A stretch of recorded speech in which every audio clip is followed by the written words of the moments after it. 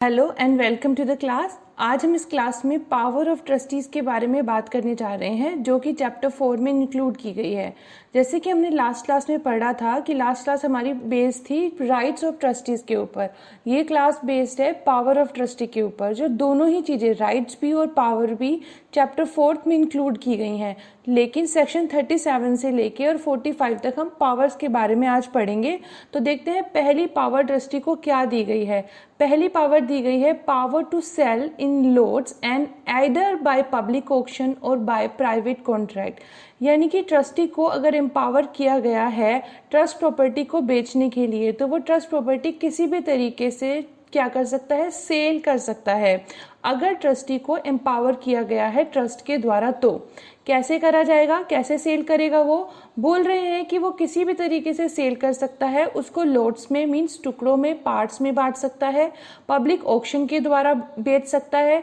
या प्राइवेटली किसी के साथ कॉन्ट्रैक्ट करके भी बेचा जा सकता है। लेकिन दो चीज़ें इसके अंदर हमें देखनी है सेक्शन में। पहली चीज़ ये है कि अगर इंस्ट्रूमेंट में बताया गया है कि किस तरीके से आपको सेल करनी है, मीन्स डायरेक्शंस पहले से ही बता दी गई कि इस तरीके से आपको सेल करना है, तो ट्रस्टी को उसी के अकॉर्डिंग सेल करना पड़ेगा। अदरवाइज ट्रस्टी अपनी मर्जी से जैसे चाहे वैसे सेल कर सकता है। दूसरी तरफ बोला गया कि जो सेल है, जो प्रॉपर्टी की सेल करी जा रही है, जिसके बारे में बात की गई है, वो प्रायर अगर कोई चार्जेस हैं, कोई चार्जेस लगे हैं ट्रस्टी के ऊपर, ट्रस्ट की प्रॉपर्टी पे स्पेसिफिकली, तो उस ट्रस्ट की प्रॉपर्टी को चार्जेस को पे करे बिना या फिर पे करके कैसे भी चाहे वो प्रॉपर्टी को सेल कर सकता है। क्योंकि यहाँ पर वर्ड यूज हुआ ही मे सेल, तो वो सेल कर सकता है चाहे चार्जेस पे करे और चाहे ना करे। प्रॉपर्टी को सेल आउट कर सकता है, लोट्स में कर सकता है, पार्ट्स में, या फिर एक साथ बेच सकता है, पब्लिक ऑक्शन में बेच सकता है, या वो प्राइवेटली किसी से कॉन्ट्रैक्ट करके भी सेल कर सकता है। नेक्स्ट सेक्शन में आगे बढ़ते हैं। बोलता है power to sell under special conditions, power to buy in and resell. Means trustee के पास ये पावर है कि वो कोई भी प्रॉपर्टी को ट्रस्ट की प्रॉपर्टी के बेनिफिट के लिए खरीद सकता है और फिर उसे बेच भी सकता है। क्या बोल रहे हैं? स्पेशल कंडीशंस में। तो कह रहे हैं कि ट्रस्टी को सेल करनी है, जिसके बारे में हमने बात की। अगर रीजनेबल स्टिपुलेशंस हैं कि हमें जो है टाइटल को बचाने के लिए, या किसी भी कंडीशंस में इस तरीके से हमारे पास कंडीशंस आई कि हमें ट्रस्ट की प्रॉपर्टी सेल करनी है, तो ट्रस्टी आगे बोला गया है जो उसे ठीक लगे, एज ही थिंग्स फिट, उसको लगता है कि हाँ मुझे सेल करनी चाहिए, तो वो कर सकता है। बाय इन खरीद भी सकता है, और किसी कोई पार्ट जो है वो सेल भी कर सकता है ऑक्शन में। किसी जो सेल को है ट्रस्काइंड भी कर सकता है, तोड़ भी सकता है, वैरी भी कर सकता है, और कोई कॉन्ट्रैक्ट भी नया बना सकता है रीसेल करने के लिए।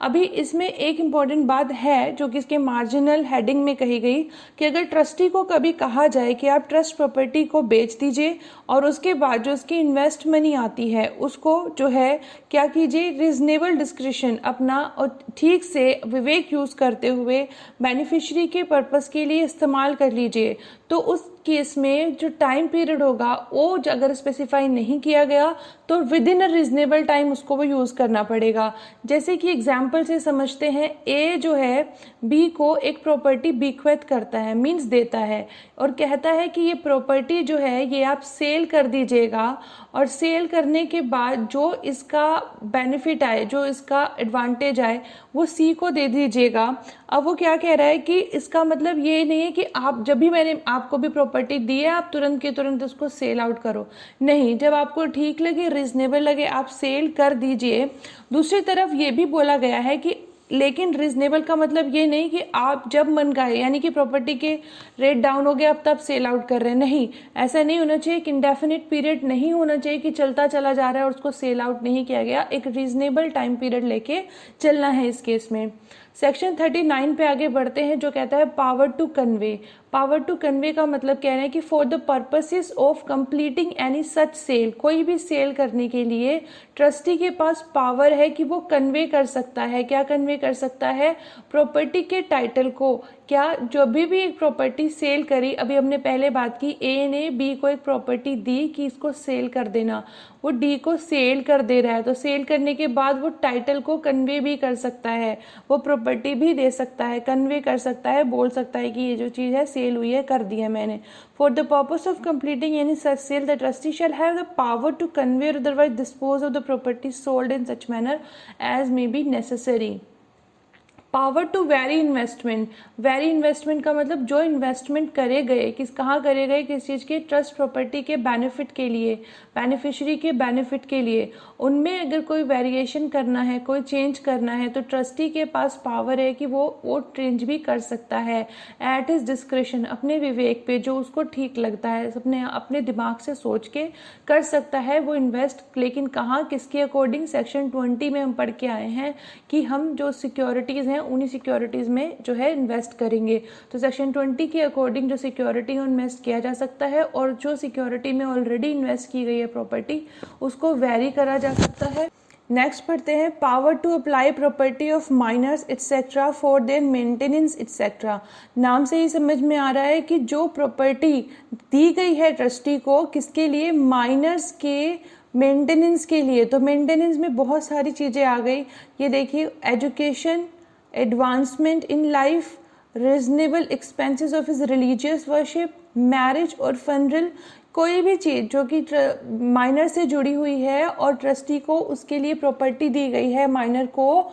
जो है पालन पोषण करने के लिए, तो प्रॉपर्टी जो है कि वर्ड यूज़ हुआ एट हिज डिस्क्रिशन, माइनर की प्रॉपर्टी माइनर के बेनिफिट के लिए अपने विवेक पे ट्रस्टी जो होता है वो उसको यूज़ कर सकता है और पे कर सकता है गार्जियन को जो कि उसके लिए यूज़ कर रहे हैं प्रॉपर्टी को। अगर वो गार्जियन नहीं कर रहे हैं तो जैसे कि हमने लास्ट क्लास में पढ़ा है कि वो राइट किसके पास जाता है, अगर ट्रस्टी अपने जेब से खर्च कर रहा है तो ट्रस्टी के पास जाएगा। और ये बात भी है कि अगर ऐसा होता है कि ट्रस्टी की जो पेमेंट है या किसी की भी जो पेमेंट है वो जो प्रॉपर्टी है, ट्रस्ट प्रॉपर्टी है, उसकी इनकम से पूरा नहीं हो पा रहा, तो अगर ओरिजिनल कोर्ट जो है, civil court of original jurisdiction है, वो अगर डायरेक्शन देते हैं तो जो प्रॉपर्टी है उसको सेल करके उसकी प्रोसीडिंग से भी जो है मेंटेनेंस और ये जो एक्सपेंसेस है इनका जो है एक्सपेंसेस बियर किए जा सकते हैं। लेकिन यहाँ पर एक चीज़ इम्पॉर्टेंट है इस सेक्शन में दी गई है, और वो ये कि कोई भी अगर कोई पर्टिकुलर स्टेट है या पर्टिकुलर लोकेलिटी है उसमें कोई स्पेशल लॉ बने हैं माइनर को प्रोटेक्ट करने के लिए, माइनर के लिए, तो उस केस में उन लोकल लॉज को नज़रअंदाज नहीं किया जा सकता इस सेक्शन को अप्लाई करने के लिए। मीन जिस एरिया में, जिस स्टेट में, जिस जगह पर ये सेक्शन एप्लीकेबल है वहाँ के लोकल लॉज को देखना भी ज़रूरी है, और अगर कहीं पे दोनों के बीच में कॉन्फ्लिक्ट रहता है तो लोकल लॉ को जो है ध्यान दिया जाएगा, उनके प्रोविजंस जो होंगे क्या करेंगे, इसके ऊपर भारी पड़ेंगे, ये हमें देखना है, प्रोविजन जो होंगे ओवरराइड करेंगे। फिर आता है पावर टू गिव रिसीप्ट, जो ट्रस्टी होते हैं या ट्रस्टीज जो होते हैं वो रिसीप्ट दे सकते हैं राइटिंग में, किसके बारे में, किसी भी मनी के बारे में, किसी सिक्योरिटी के बारे में, कोई मूवेबल प्रॉपर्टी के बारे में, कि जो उसे डिलीवर हुई है या जो उसे ट्रांसफरेबल हुई है, जो उसे ट्रांसफर हुई है या जो उसे डिलीवर हुई है, दे सकते हैं, वो रिसीप्ट दे सकते हैं। And in the absence of fraud such receipt shall discharge the person paying, transferring or delivering the same therefrom and from seeing to the application thereof or being accountable for any loss or misapplication thereof। बहुत clear है, जो receipt दे रहे हैं वो देखिए इतना खर्चा हुआ था या इतना मुझे डिलीवरेबल ये चीज़ें मुझे डिलीवर हुई थी, सिक्योरिटीज़ हुई थी, वो पूरा रिसीप्ट दे रहे हैं, और इसके अगर कोई फ्रॉड नहीं हुआ तो वो उसे डिस्चार्ज करेगी, अकाउंटेबल नहीं रहेगा वो आगे किसी भी चीज़ के लिए, किसी भी लॉस के लिए, किसी भी मिस एप्लीकेशन के लिए। नेक्स्ट हमारे पास जो पावर आती है सेक्शन 43 में, वो बात करती है पावर टू कंपाउंड एटसेट्रा। अब यहाँ पर जब दो या दो से ज़्यादा ट्रस्टी हैं अगर ट्रस्ट में, तो वो क्या कर सकते हैं, एक्सेप्ट कर सकते हैं किसी भी सिक्योरिटी की कंपोजिशन को, कोई डेट को पे कर सकते हैं, कोई भी जो है क्या कर सकते हैं, पेमेंट अगर उधार की है तो वो भी उधार लिया हुआ है उसकी पेमेंट कर सकते हैं। दो या दो से ज़्यादा ट्रस्टी के बारे में बात हुई, कंपाउंड कर सकते हैं, और भी बहुत सारी पावर दी गई है, कॉम्प्रोमाइज़ करने की, कंपाउंड करने की, अबेंडन छोड़ने की कोई प्रॉपर्टी की कोई सेल प्रोसीड्स होती है, किसी भी तरीके से डेट की बात कर रहे हैं, अकाउंट की, कोई क्लेम की, कंपाउंड भी कर सकते हैं, कॉम्प्रोमाइज़ भी कर सकते हैं, 2 या 2 से ज़्यादा ट्रस्टी अगर हैं तो। लेकिन इसी सेक्शन में ये भी बात हुई कि अगर एक